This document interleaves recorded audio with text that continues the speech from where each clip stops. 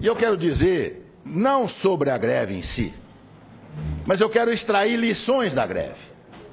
E gostaria de chamar a atenção de todos para alguns problemas que nós vamos começar a vivenciar daqui para frente, a partir do momento em que o povo começou a perceber que ele verdadeiramente é o detentor do poder. Começou a perceber que o que está escrito na Constituição Federal, que todo o poder emana do povo, não é só para estar escrito, é para ser praticado. E isso vai causar muitas mudanças na nossa vida e principalmente na vida política deste país. O que está acontecendo, ou o que aconteceu, pode surpreender apenas quem nunca estudou história. Quem estudou história, quem estuda, sabe que estas coisas não são novidades. Elas ocorrem em vários lugares do mundo há muitíssimo tempo. E eu já falava sobre a greve dos caminhoneiros há mais de 30 anos. Se alguém aqui duvidar, dá um convite, entra na minha página do Facebook e os senhores vão ver diversas manifestações de ex-alunos meus, lembrando que eu dizia em sala de aula que um dia os caminhoneiros descobririam aqui o poder que possuem e que o dia que isso acontecesse, nós viríamos coisas que nunca pensamos em ver. O que eu era? Uma pitonisa? Um adivinho? Não, um sujeito que estuda e que conhece a história. E eu convido os senhores também, se quiserem entender o que eu estou falando, a procurarem. Não temos mais videolocadora, mas procura no Netflix, procura no Now, 2 filmes. Um chamado Fist, F-I-S-T, com o Sylvester Stallone, antes dele ser o Rambo, antes dele ser o Rock. Ou então peçam um filme chamado Hoffa, H-O-F-F-A, com Jack Nicholson. Os 2 filmes tratam do mesmo problema. O que os caminhoneiros fizeram nos Estados Unidos na década de 60.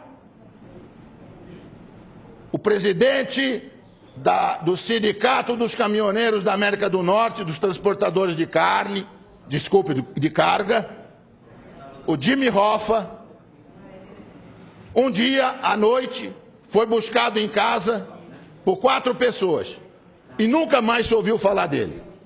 Nem o rastro, nem o cheiro. Provavelmente está sepultado em um pilar de ponte que estivesse sendo concretado naquele momento ali em Nova York. E lá nos Estados Unidos inteiro dizem que foi o Kennedy quem mandou matá-lo, porque não aguentava mais o que os caminhoneiros estavam fazendo com o governo americano. Assistam o filme. Tem 50 anos esse filme. E eu já dizia para os meus alunos, então, o dia que os caminhoneiros do Brasil descobrirem isso. E os caminhoneiros do Brasil não tinham organização que os americanos tinham, porque isso foi possível graças ao rádio PX que eles tinham em cada caminhão. Cada caminhão tinha um rádio PX, num determinado momento houve um comando e eles simplesmente pararam os Estados Unidos. Nós não tínhamos rádio PX, mas de repente descobrimos que temos uma coisa que funciona quase tão bem ou melhor, chamado WhatsApp. Os senhores não fazem ideia do que o WhatsApp vai fazer daqui para frente.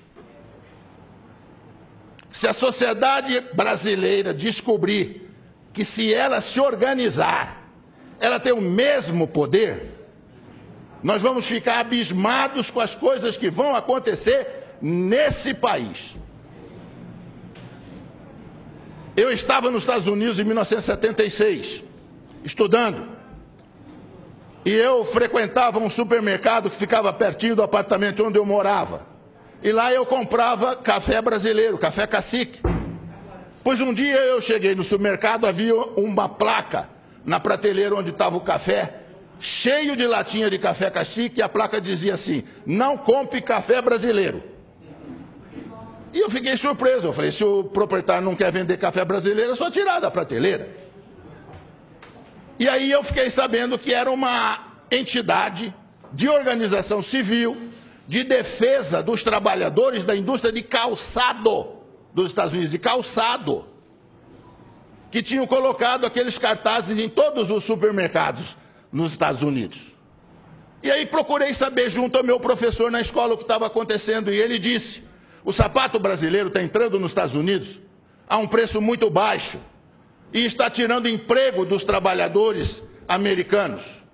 E nós suspeitamos que é o governo brasileiro que está isentando de impostos os calçados. Por isso que eles estão chegando aqui a esse preço aviltante. E o sapato é melhor do que o nosso, veio demais, e nós estamos perdendo emprego. Então, o que nós vamos fazer? Boicotar os sapatos? Não, inteligentemente, boicotar o principal produto de exportação do Brasil, que era o café. E puseram a tabuleta: não compre café brasileiro. Aí perguntei ao professor: mas por que o dono do supermercado deixa colocar no supermercado dele um cartaz desse que prejudica ele? Ele disse: porque se ele não deixar, eles vão boicotar o supermercado inteiro. Inteiro. Eles vão ficar na porta do supermercado com placas avisando que ali tem gente contra os interesses dos trabalhadores americanos. Isso chama-se organização da sociedade civil. A Coca-Cola mudou nos Estados Unidos a fórmula da Coca-Cola, botando um pouco mais de açúcar na fórmula. Surgiu uma coisa que ninguém sabia que existia: a Sociedade Americana dos Bebedores de Coca-Cola sabor tradicional. E boicotaram a Coca-Cola, que foi obrigada a recuar e voltar a fabricar Coca-Cola na fórmula antiga. Isso chama-se organização da sociedade civil. A hora que nós descobrimos isso aqui no Brasil, nós vamos ver o que vai acontecer aqui. Se nós tivéssemos aqui, ao invés de presidencialismo, parlamentarismo, o senhor sabe o que teria acontecido essa semana que passou? Tinha caído o governo.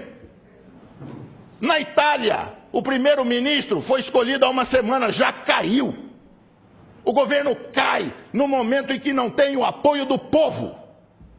A hora que o povo vai para a rua e o povo reivindica, e como os caminhoneiros fizeram sabiamente, sem violar a lei, os caminhoneiros não violaram a lei. Eles têm todo o direito de não transitar. As estradas estavam abertas, eles estavam parando em áreas privadas, não interditaram coisa nenhuma. E mostraram o poder de obrigar o governo a ceder em tudo.